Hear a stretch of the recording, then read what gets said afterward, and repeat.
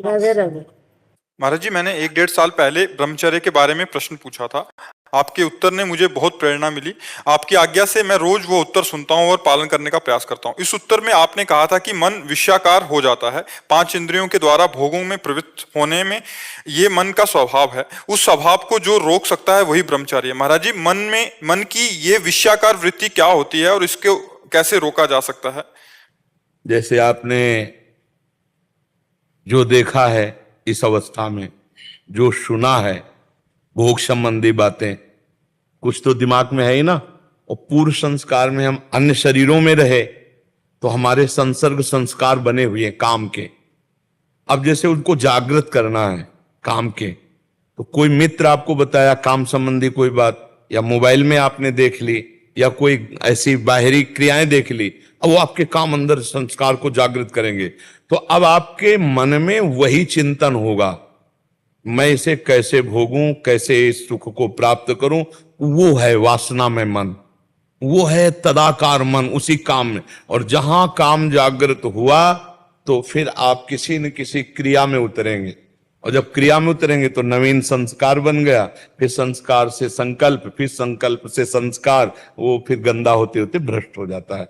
हम पहले ही संस्कार को रोके। जहां हमारा मन किसी दृश्य को देखे हुए, किसी बात को सुने हुए, या किसी क्रिया को, तो हम वो जब हमारा मन तदात्म होने लगे उस समय राधा राधा राधा राधा राधा उसकी सुने ना, वो सुनाएगा आपको, वो दिखाएगा आपको, वो संकल्प बनाएगा, उस समय सुने ना राधा राधा राधा राधा राधा राधा राधा, वो डिलीट हो जाएगा, वो नष्ट हो जाएगा और हम बच जाएंगे।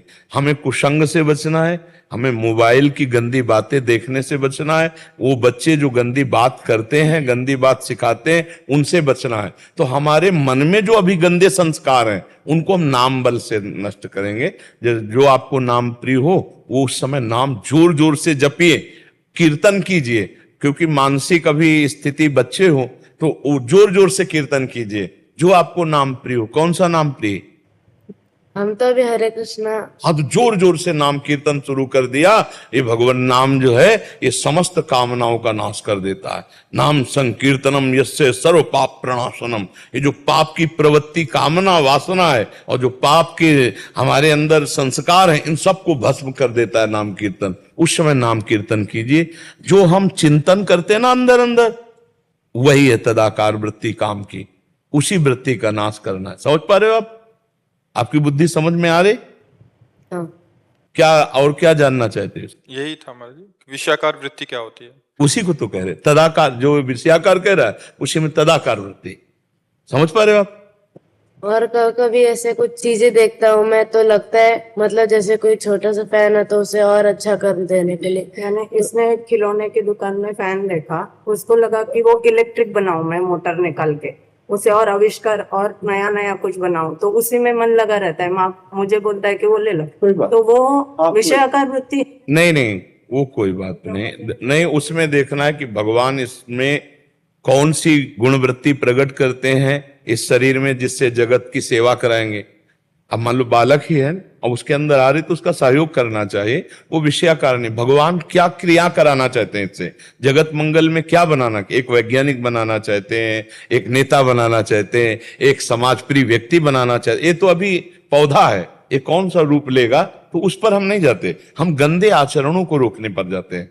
अगर ये पढ़ाई में पढ़ रहा है, विज्ञान में जाना चाहता है, उसका सहयोग करना चाहिए। पर वो विपरीत गंदे आचरणों में जाना चाहता है, उसको स्वयं आप रोकिए और उसको आप भी सहयोग कीजिए। हम धन्यवाद देते हैं, आप माता हैं और आप उसको मित्रवत, आपको मित्रवत अपनी माँ से अपनी बातें करनी चाहिए और आपको मित्रवत इसको उपदेश देना चाहिए। करता है। हाँ। संगति एकदम अच्छी है। हाँ। और बाहर जाता नहीं। हाँ, इससे बहुत लाभ मिलता है। आशीर्वाद बदल नहीं, गृहस्थी में भी संत होते हैं। अगर आप इस वेश में भी रहो, अच्छे आचरण करो, समाज प्रिय व्यक्ति बनो, ये भी तो अच्छी बात है ना। जरूरी थोड़ी कि भेष धरने से ही हम संत हो जाएं। संत लक्षण होते हैं। तो आप अपनी माँ से शेयर करते रहो जो आपके अंदर कोई भी स्फुरणा हो, और आप मित्रवत सुनकर, डांटने की जरूरत नहीं, उसे समझाने की जरूरत है। आज यही हो रहा है, माता पिता अपने बच्चों को समय नहीं दे पा रहे और बच्चे इतने भयभीत होते हैं कि माता पिता से अपनी बातें शेयर नहीं कर पाते। ये अवस्था होती है बनने और बिगड़ने की। माता पिता को चाहिए कि अपने बच्चों को बैठाल कर दोस्त की तरह और कैसे क्या तुम्हारी दिनचर्या चल रही, कोई तुम्हारा ऐसा गंदा चैप्टर तो नहीं है, और डरना मत, हम हर क्षेत्र में तुम्हारा सहयोग करेंगे। तब वो बालक खुलकर, अब कुछ बालक ऐसे हैं जिनसे गलतियां हो जाती हैं तो माँ से बता नहीं सकते माता पिता, बाहर उनको ब्लैकमेल किया जाता है और वो फिर परास्त होकर के अपने शरीर की हानि सोचते हैं। तो हमें लगता है हर माता पिता भाई बहन को ऐसा व्यवहार रखना चाहिए जिससे हम खुलकर एक दूसरे से बात करके अपने निज जनों को बचा सकें, अपने निज जनों को उत्साह दे सके, अपने निज जनों को जो लोग ब्लैकमेल करते हैं हम उनसे बचने का उपाय सोच सके। छोटे छोटे बच्चे, छोटी छोटी बच्चियां ऐसी परिस्थितियों में फंस जाती हैं और जरा इधर उधर हो गया, अब जिनसे इधर उधर हुआ वो उनको सता रहे हैं और वो अपने घर में नहीं कह सकती। तो मुझे लगता है कि माता पिता को खुलकर अपने बच्चों से मित्रवत व्यवहार करते हुए उनके जीवन को उज्जवल बनाने के लिए उनकी कमियों को ढूंढे और उनके सामने रखकर उनको दूर करें, मित्रवत मिलकर दूर करें। अच्छे बच्चे हो, आगे बढ़ो। माता जी आपका पिछले साल सुना था ना, तब से बहुत ही प्रेरणा हो गई। बहुत सुंदर। चल, थोड़ा व्यायाम करते हो? हाँ, 1 घंटा वगैरह योग करते करता है। और दौड़? हाँ, दौड़ अभी करूंगा। दंड वैसे वगैरह लगा? दंड, व्यायाम और प्राणायाम। हाँ बिल्कुल ठीक है, 1-2 किलोमीटर दौड़ भी लगाया करो, ठीक है। सात्विक भोजन करो, आगे चलकर आप खुद देख लेना कैसा आपके अंदर स्मृति जागृत होती है, कैसा विवेक जागृत होता है। बहुत सुंदर, ब्रह्मचर्य परम तप है। नमक मसाला नहीं खाता है? हाँ ठीक है, थोड़ा तो खाना चाहिए, नमक की भी जरूरत शरीर में है। थोड़ा नमक मतलब इतना मसाला मत खाओ तमोगुणी हो जाए, पर थोड़ी जरूरत है। जैसे हल्दी की भी जरूरत है, एंटीबायोटिक होती है, जीरा की भी जरूरत है, नमक की भी जरूरत, कुछ हमारे शरीर को आवश्यक है। उन ऐसा ना करे कि मतलब हम कमजोर हो जाएं, नहीं।